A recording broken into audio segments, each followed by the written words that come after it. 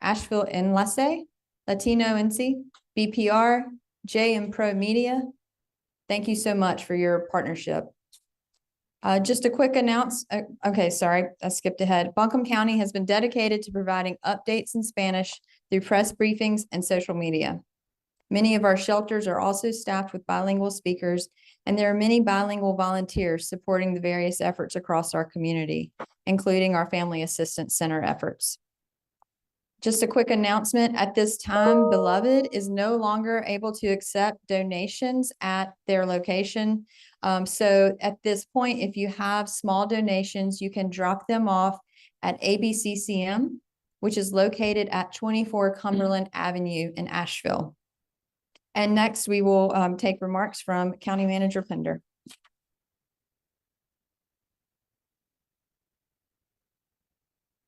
Thank you, Stacy. Good afternoon. Today, we opened an additional emergency shelter. Our general population shelters are at AB Tech Conference Center, 16 Fernandhurst Drive, Asheville, North Carolina, 28801. Please use the Victoria Road entrance. Navant Health, the former Gold's Gym. Location is 1815 Hendersonville Road in Asheville. This location has a playroom for children, so it may be more suitable for families. Please note that no pets are allowed at this location.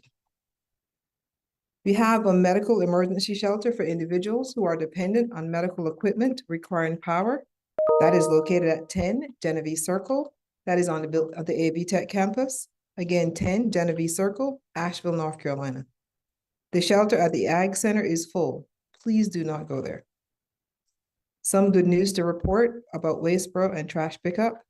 Tomorrow, Wasteboro will provide service to regular Thursday routes where there are full and safely accessed for large trucks. I'll say that again. So tomorrow on the Thursday routes, Wasteboro will begin picking up trash, but only in locations where they can fully and safely access with their large trucks. If you're a Wasteboro customer and your collection day is Thursday, they will reach out to you. If your can has not been emptied by the end of the day, please bring it back. Please bring it back in. That means that no beers or anything else can get to that trash can. And it also means that they cannot reach you because some part of that road is not accessible. Please do not put storm debris in your cans. We have a separate debris hauler who will collect that. The landfill is operating at regular hours, and you can drop waste off there anytime. Wasteboro also will have trucks out at 3 Ingalls location from 8 a.m. to 6 p.m. for residents to bring bag household waste. So beginning tomorrow on Thursday, 8 a.m. until 6 p.m., Wasteboro will have some trucks at these locations for Ingalls. The first, Ingalls at 2901 Hendersonville Road in Fletcher. That's 2901 Hendersonville Road in Fletcher. 1865 Hendersonville Road in Asheville. 1865 Hendersonville Road, Asheville. And lastly, 225 Charlotte Highway in Asheville. These trucks are also not for storm debris. That collection will happen later. We're still assessing the feasibility for Friday routes. So this information is for Thursday only. So tomorrow only is what I'm talking about. We'll assess what will happen for Friday and we'll give you notice of that in the future. We expect to announce details about the One Buncombe call center tomorrow. The One Buncombe call center will be able to triage non-emergency requests with accurate information from the Emergency Operations Center. Moving to power, and an update on our power.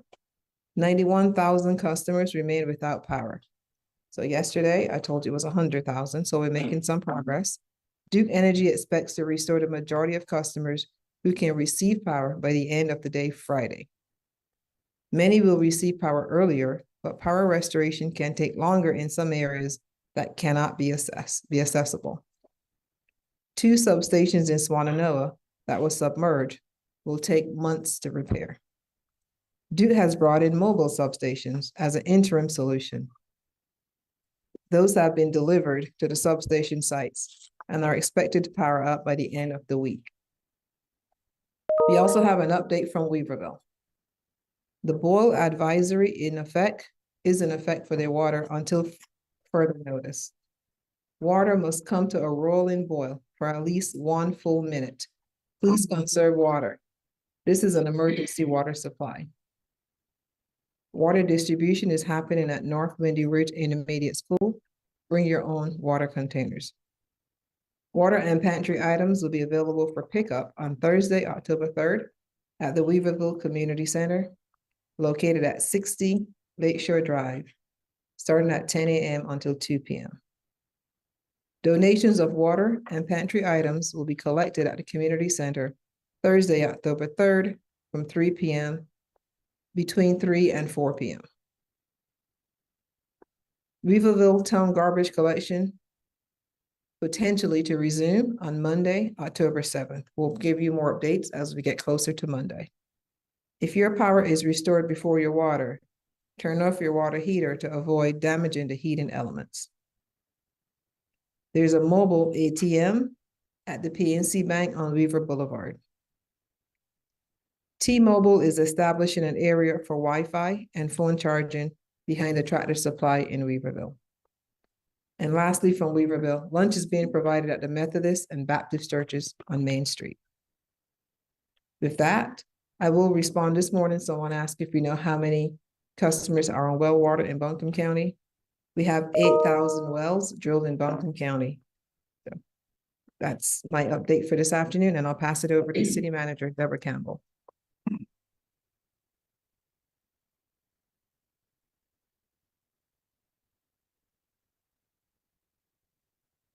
Thank you, Avril. As stated, my name is Deborah Campbell, and I serve as the city manager for Asheville. Let me start by saying, I hope you all are managing as best you can under these unprecedented circumstances.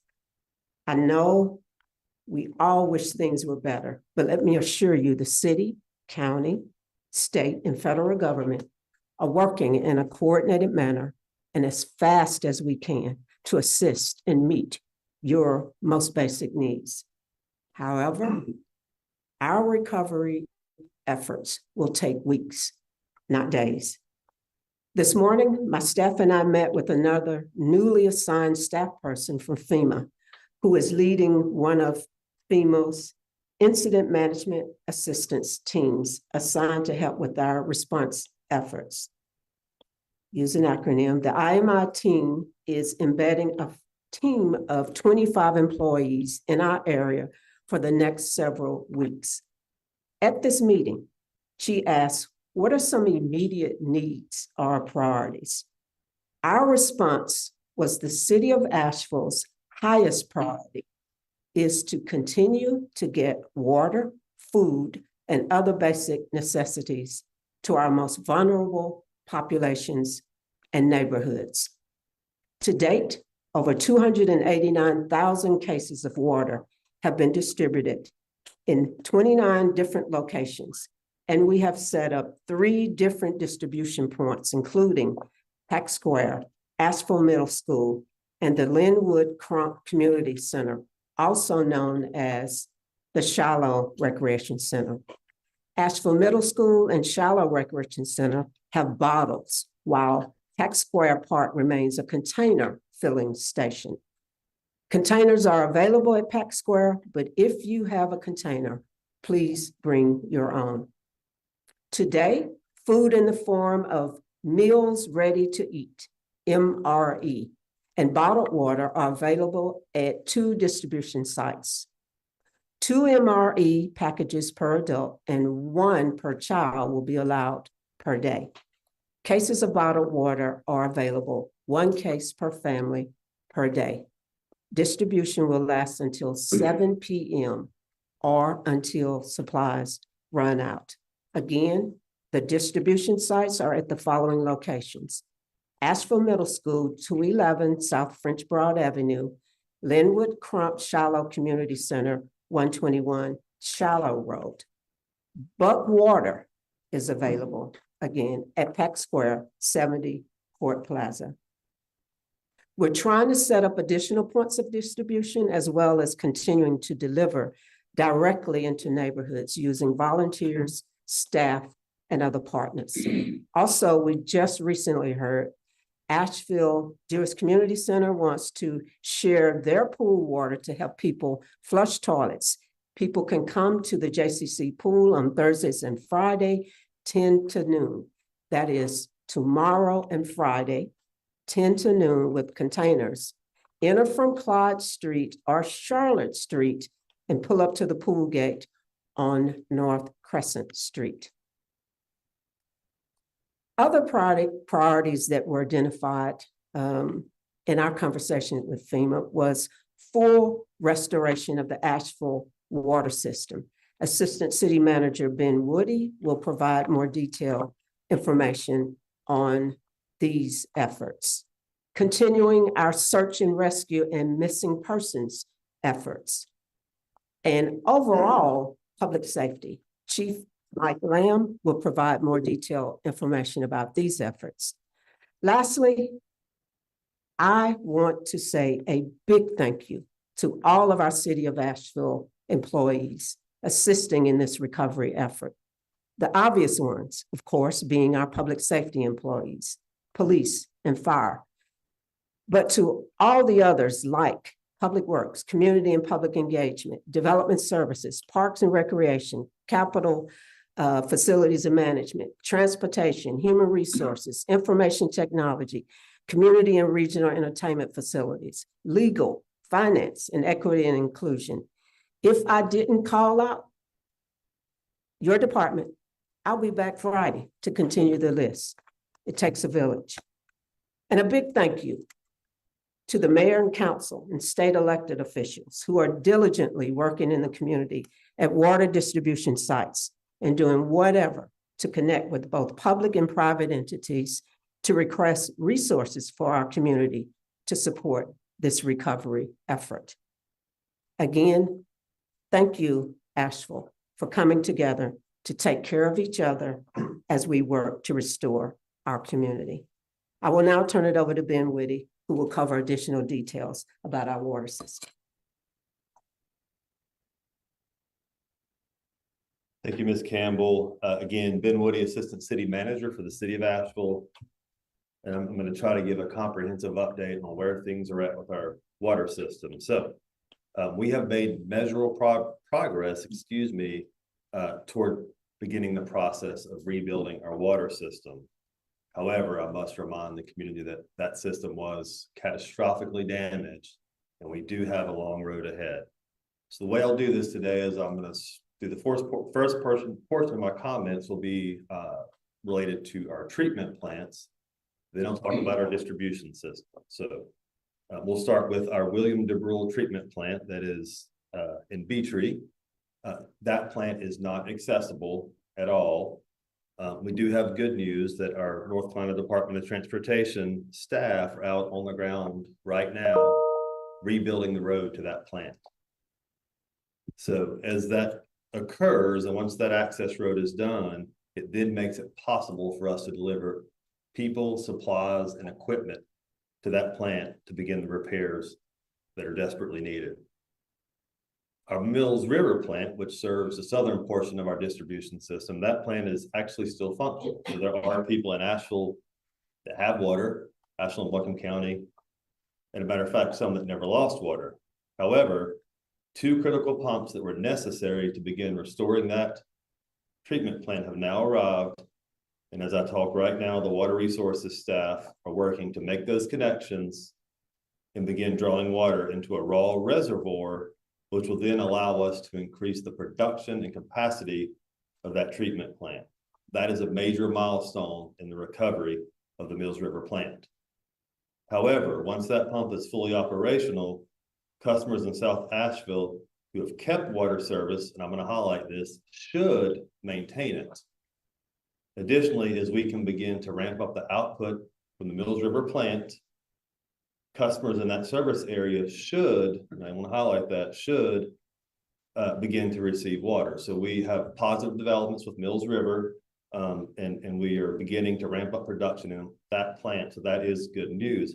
I do want to remind people in South Asheville and South Buncombe County that is still non-potable water, so you are still under a boil water advisory.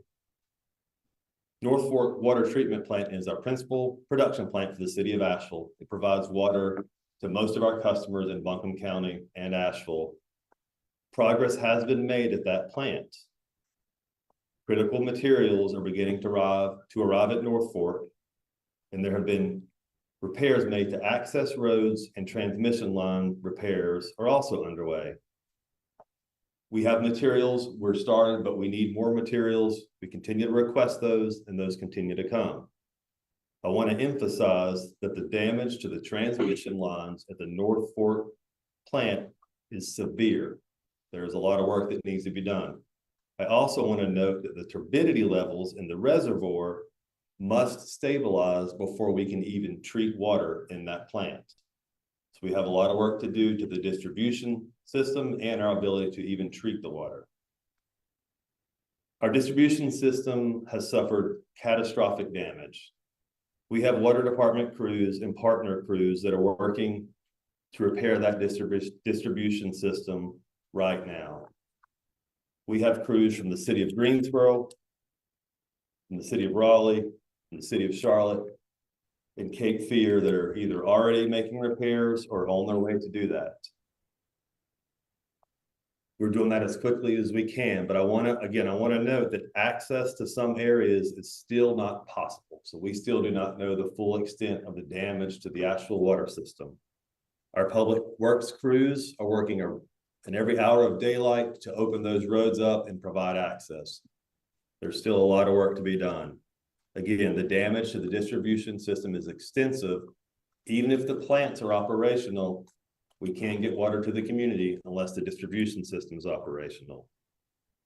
And just to give some, and just to highlight this, it's not as simple as just replacing a water line. Oftentimes the entire road beds have washed out.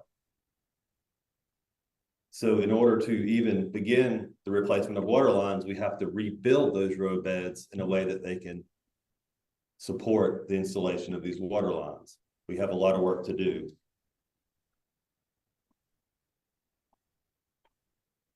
And I referenced these referenced this earlier, but I do want to recognize our partners from other cities in North Carolina that have sent crews. As a specific example, the city of Greensboro's crew are right now rebuilding the water main that connects our system to Black Mountain. So the support we've gotten from our community partners allows us to work on many parts of the distribution system at once. We're going to make progress every day.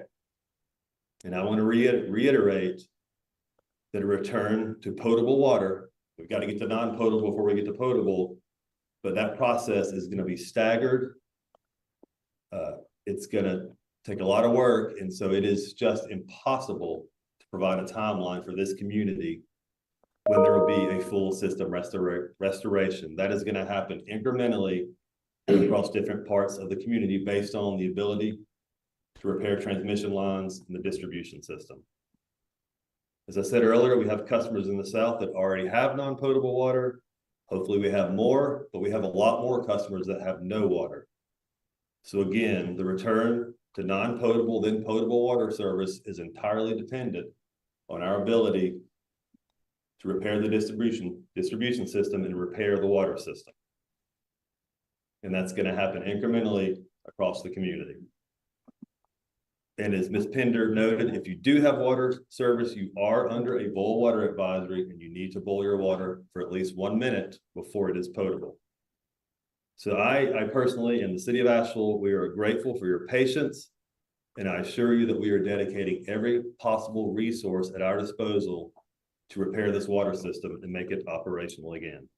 And before I go and turn it over to Chief Lamb, I want to thank our state and our federal partners, our private sector partners who are here and helping us in providing critical assistance. And I just want to note our local contractors who are fully mobilized and helping us, T&K Utilities, Tanoka Utilities, TP Howard, and now we have Harper Construction helping. So we want to give our sincere appreciation to those local contractors for what they're doing to help us. And as Ms. Campbell said, we have FEMA here on the ground as a resource for us to do this.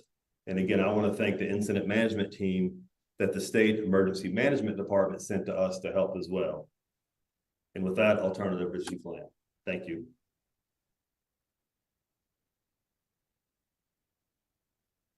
Thank you, Ben. I'm here to give the law enforcement update for the city of Asheville. My name is Mike Lamb, and I'm the chief of police for the Asheville Police Department. So the Asheville Police Department is at full patrol staffing. We have many officers that have been working nonstop, tirelessly to secure the city of Asheville. Many are working overtime and have worked for several days straight. We also have 45 additional law enforcement agencies that come from across the state of North Carolina that have helped us to be able to make sure our community is secure. Some of these agencies include Greensboro Police Department, Concord Police Department, Kernersville Police Department, and many others. If I went on the list, it would take too long to name them all, but we greatly appreciate your help. As City Manager Campbell said, it truly takes a village, and our law enforcement community has stepped up to help us to make sure our community is secure. We also have federal agencies that are supporting the Asheville Police Department by helping to secure Mission Hospital, its grounds, and also several FEMA sites. So all of our officers are working to guard food and distribution sites and also critical infrastructure. We're also protecting medical facilities and all of the pharmacies across the city from theft. We're also using officers, detectives, and our various drone teams to conduct search and rescue operations, also body recovery, conduct welfare checks, and do reunification of missing persons to family. I also want to say thank you to all of the different agencies that have helped provide drone pilots. While the Asheville Police Department has several drone certified pilots, they have been busy answering 911 calls for service, especially since cell phones are coming back online. Our community is calling a lot. And we're thankful for that because we know that you are adhering to the saying, if you see something, say something. So please, if you see anything that is dangerous, any crime in progress, please call 911 and report it. Another thing that our officers are doing are securing areas with severe damage to keep the public safe. It's important to understand that there are several areas, especially along Swannanoa River and the French Broad River, that look like they're safe to pass through. There are businesses and neighborhoods that may appear to be safe, but there are still search and rescue operations being conducted in those areas. There are also roads that may look safe, but have sinkholes underneath them. So last thing we want is for any of our public to get hurt, crossing over lines, crossing around barricades, and going into a sinkhole. Because at that point, you're putting first responders at risk by going into these areas. So please listen to the officers and the security staff that we have at different barricades. So another thing that we're doing is helping with missing persons. We have a missing person list, and we are going through that list, going to addresses of people that family members cannot get in contact with. So if you have a missing person, there's a Google form on the City of Asheville website. Probably the easiest way to get there is by Googling City of Asheville Hurricane Helene update. And that'll take you to our website. There's a Google form and also a QR code that you can scan in order to obtain the form.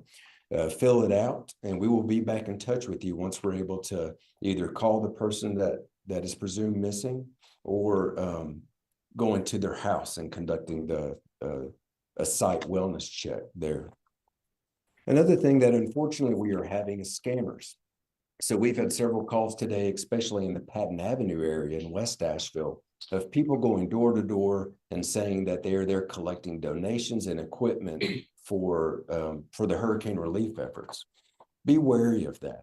There are a couple of things that you can do to make sure that you're safe and that you're not giving money to a scammer is to verify before you buy. So make sure you're verifying and checking the legitimacy of anybody that is soliciting funds or asking for donations. Another thing is if somebody comes to you and they ask to do repairs for you, they will never ask for full payment up front or even payment up front. A reputable company will do the work first and then get payment on the backside. And you can also check different reviews online to make sure it is a legitimate business that is coming to do the repairs for you. And lastly, with scammers, report suspicious activity. Just like I said a minute ago, if you see something, say something. It's true with scammers. If you get an instinct or you get that gut feeling that something's not right, please call 911 and report the situation so that we can go investigate and see if that person is trying to conduct a scam or not. So another thing to remember is that whenever the power is out and there's no power at a traffic signal and the lights are out, it becomes a four-way stop. Unfortunately, we've had a couple of collisions and we've had some near accidents at these intersections. So again, if you get to an intersection and the traffic lights are not working, it becomes a four-way stop at that point. So please use patience and watch out for each other. Also, there is a curfew that is still in effect. The curfew runs from 7:30 p.m. to 7:30 a.m.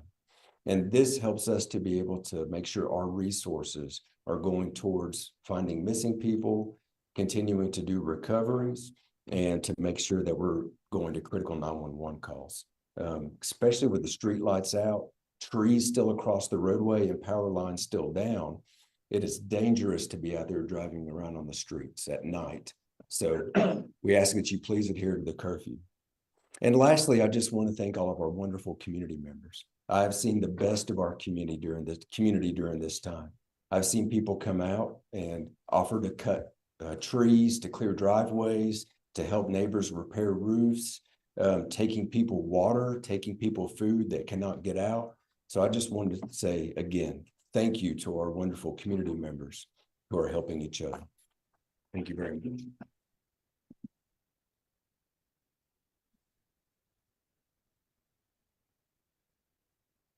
And now we have Sheriff Miller here to provide an update. First, good afternoon. So we reported earlier today, our numbers is at 57. So today, unfortunately, that number has increased. We're at 61. So again, we deeply appreciate the continued support from our state and local and federal partners. Your help remains vital to this challenging time. We understand these are difficult times for everyone, and we're committed to standing by our community to ensure your safety and well-being. Even now, our deputies are fully committed to responding to calls and keeping our community safe. With the help of our partners, we're able to provide the necessary care and continue delivery of essential services. We're here for you, and we will keep moving to ensure your safety remains our top priority.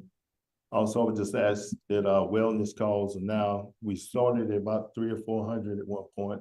We're down to 4, so we're moving along quickly to ensure that we're checking on folks who have called us or contacted us in reference to welfare checks. So continue to check on your neighbor, continue to inform us of those folks who you have not reached out to, and we'll continue to go out and find them and call, get this information to you for the welfare check. Thank you.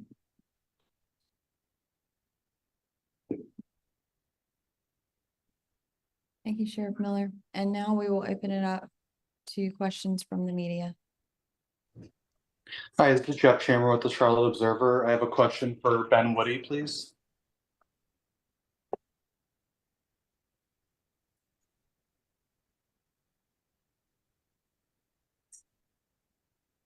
Hi, Ben. I was wondering if there is an estimate on how long the road repairs to the treatment plant will take. And then I know that you've said that it's hard to estimate how long the repairs would take on the plant itself, but any ideas if it's still possibly weeks, is it months? You know, what kind of time frame are we potentially looking at, especially if it's catastrophic damage?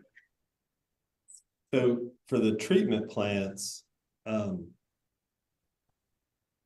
we haven't even been able to access the William DeRural plant. So I have no idea the length of time needed for those repairs. Mills River is operational. So again, we hope to have that up to full capacity ASAP. And I hope I have a positive update on that when I'm back on Friday. North Fork, you know, just to be clear, the North Fork plant is operational.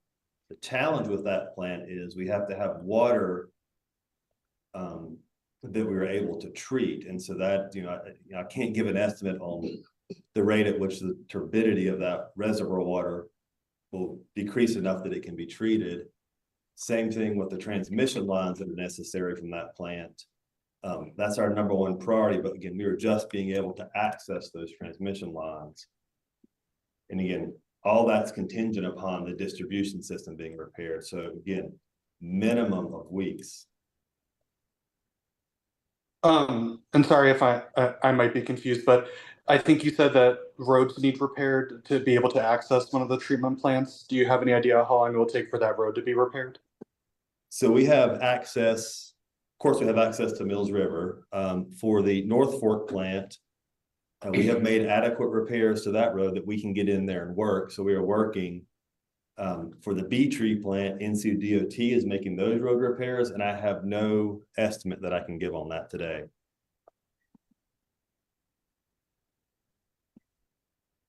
I have another question for Mr. Woody. Do you have an estimate for how many homes in Asheville currently have water and how many homes do not? I do not.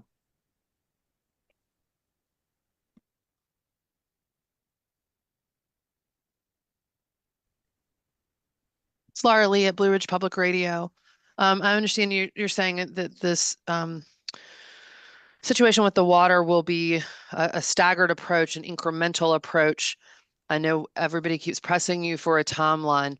I'm wondering if you could just give us sort of a low estimate and a high estimate, of a ballpark that we could potentially have water back in some of these places. And I appreciate that question. I know that's important for our community. I think today is Wednesday. So today is Wednesday. It hasn't even been a week yet.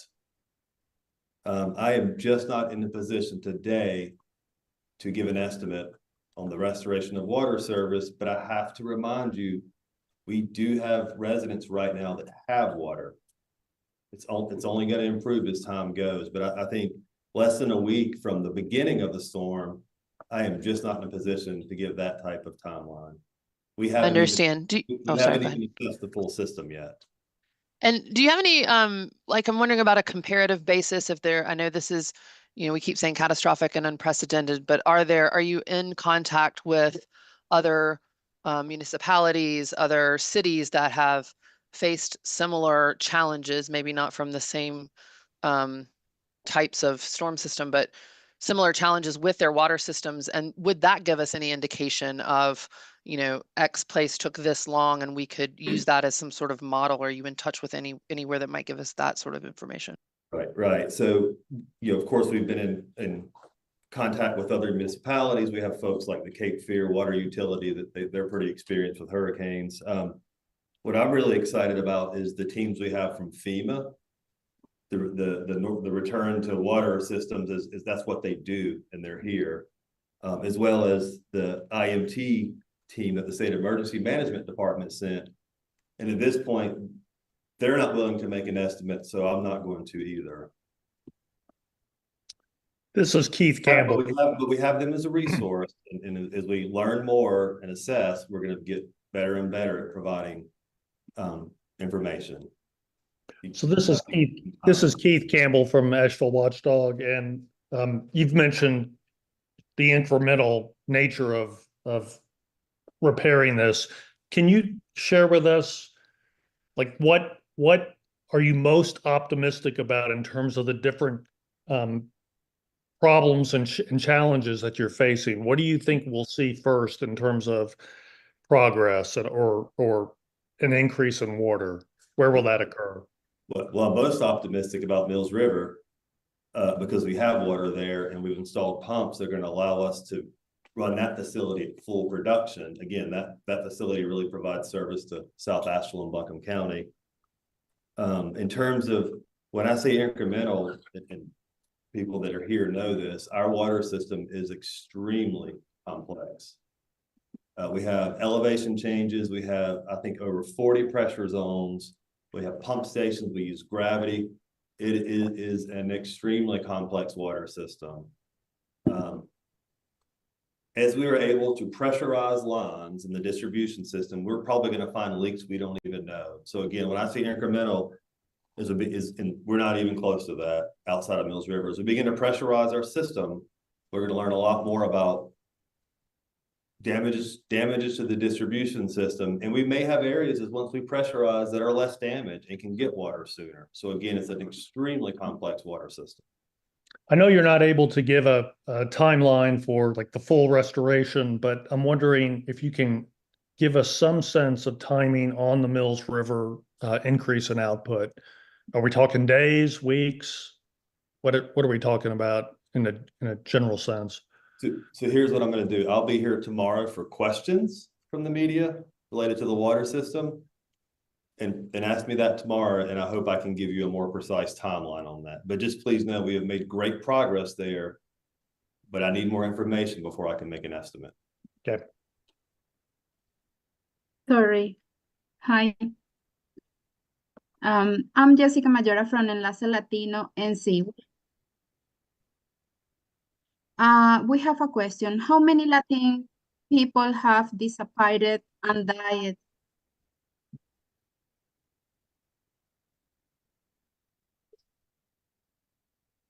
How many people have disappeared and died? Latin. Was the Oh, question no. how many people have disappeared and died In the Hispanic in the community? Hispanic community? I think I certainly don't know the answer to that. Yes.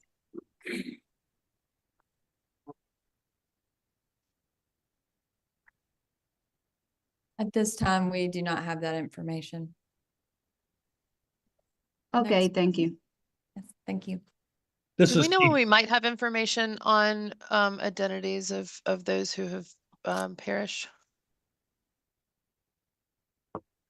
We are working on gathering that information, and we do not have an exact time frame at this point. But I do think that in the coming days, we will, after the process of notification of family members has occurred, then we will begin to release those names. There was a reference to a missing person list. I think Chief Lamb mentioned it.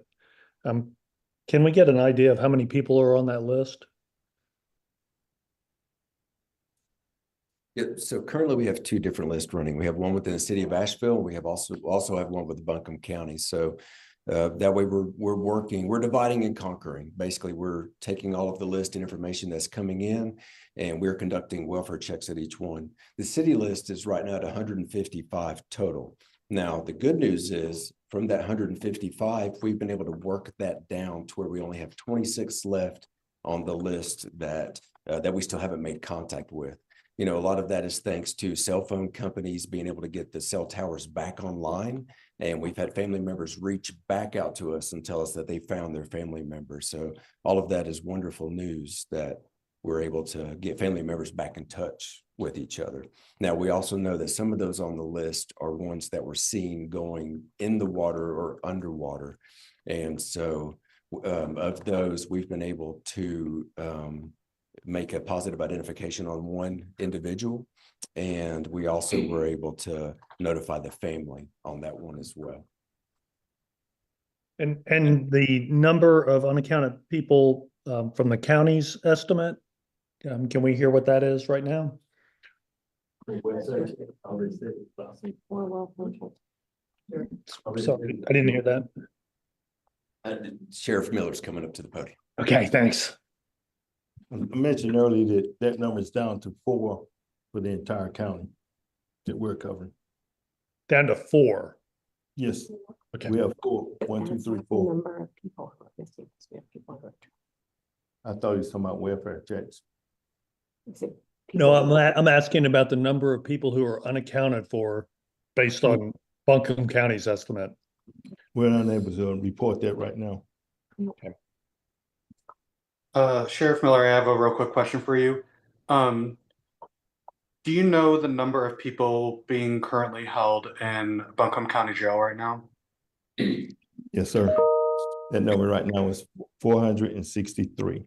Have there been any issues at the facility since the storm, any water or power issues or anything like that? Yes, initially we did have issues with our water, and we've been able to address that. through the county with the amount of gallons of water that we've needed for flushing of the facility. We've also brought in different I would say showers, but we can shower porta johns so we could have that for the use of the detainees. But we haven't had anything different, or I know his report, I think I spoke about yesterday about misinformation. And misinformation was about, I think, suicides or whatever those were.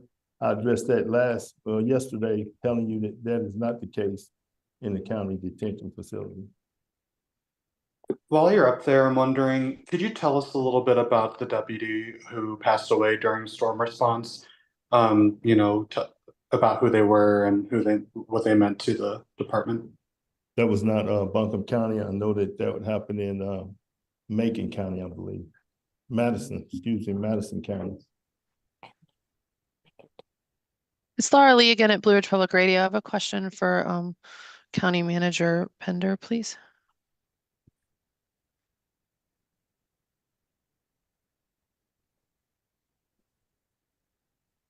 Yes, ma'am. Hello. Wanted to get an update on, we're getting a lot of questions about internet providers and any other update that you may have on cell network, as that continues to be an issue. I don't have an update on cell providers. What we have been working on is getting temporary communication trailers, I will call them. They're called cows. But we've been working on getting those so we can redeploy those across our community. We have received a few. There's some that we've placed, I believe some in Black Mountain, Swannanoa area. And we're working on getting more that we can deploy in the meantime, an interim solution until we can get a more definitive answer from our cell providers. Great. And I asked this morning about nursing homes and assisted living facilities, and wanted to see if there was any update on, you know, we had reports of some of those being inaccessible. Do you have any update there? Not yet. That we put that on a list to track down so we can get you an answer hopefully by tomorrow, but I don't have an update at this point. Anyone that we've heard from, we've reached out and make sure that they had the facilities and stuff that they need. So if you're, as I asked you this morning, if there are things that you're hearing, specific ones, if you can let us know so we can get us on our list as well. But we have our list. We've been working that list, but I don't have an updated number for you or updated information from your question this morning. This is Greg Parley at Mountain Express. For County Manager Pender, you said trash service would resume for Thursday customers tomorrow. Is that expected to continue throughout next week? And then I also want to know about city trash service. I cannot promise you it will continue. Waynesboro is out now assessing roads to make sure that their trucks can get through. So what we're working on is day by day as we can get to see what roads are available, not just for car traffic, but these are huge trucks, as you know, can make it down those roads safely. So they have ridden the Thursday route and they felt that they can make some progress on the Thursday route. So we're saying Thursday. In addition to that, do remember there are 3 sites that you can take your trash to. There's 3 Ingalls site, and I'll get the list again so I can give you the addresses.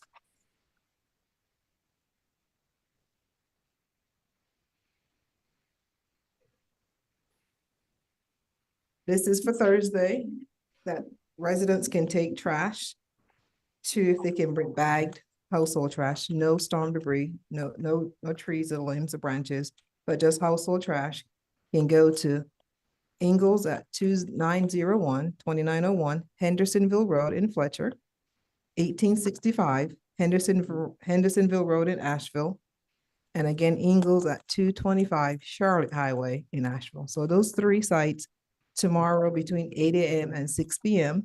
You can take trash there. That will help relieve. And this is for any routes. So any routes that have trash, I can make it to this one, but they will try to run trash trucks on the Thursday route. Great. Go ahead. Does the city have an update on that trash? And I'll turn it over to Ben to. Okay, thank you for the question. I am not able to give a date when solid waste service will return. We are still trying to clear roads and get access. So at this time, I can't give a specific date. So our service is discontinued until further notice. Thank you. So city customers can send to or go to the county sites, I would assume, to drop off. Yes, absolutely. Thanks. I had a question for City Manager Campbell. I don't know if she's still there.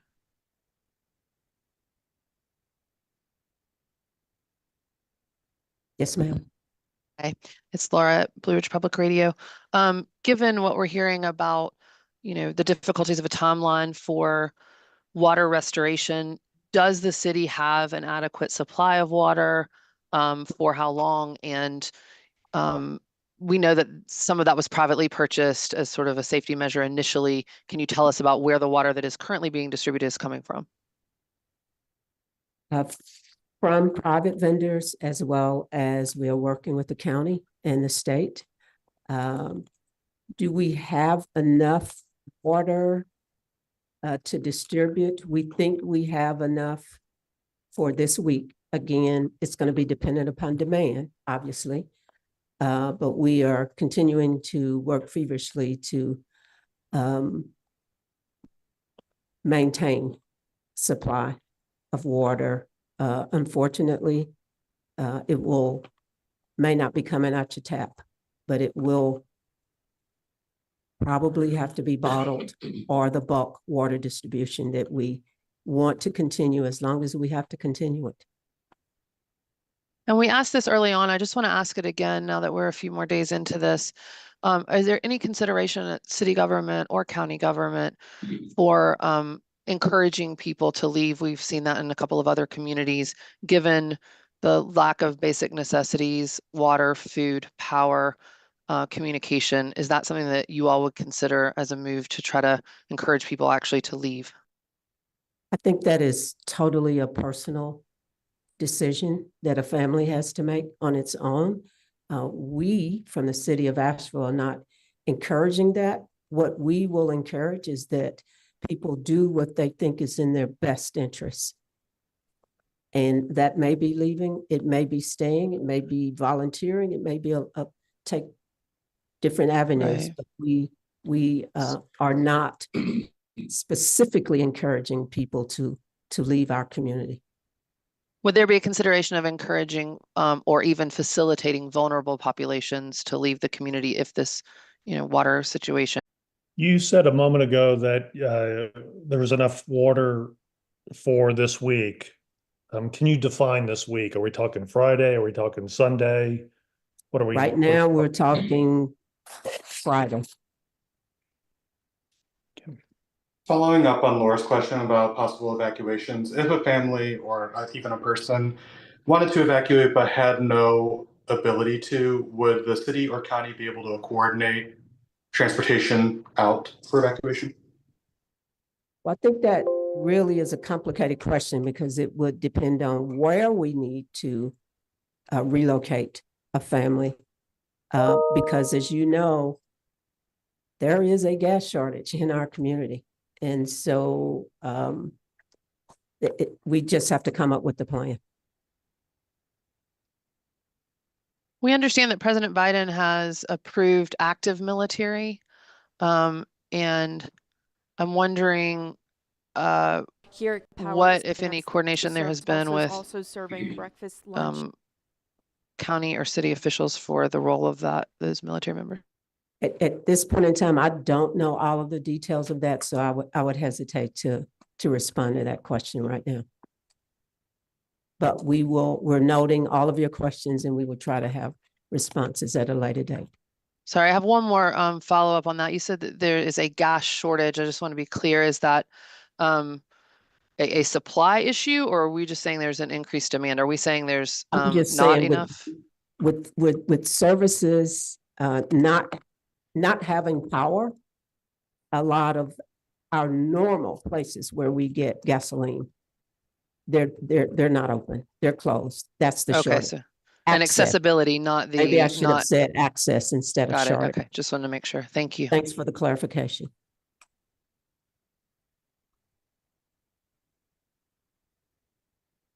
No, there aren't any questions, Jack.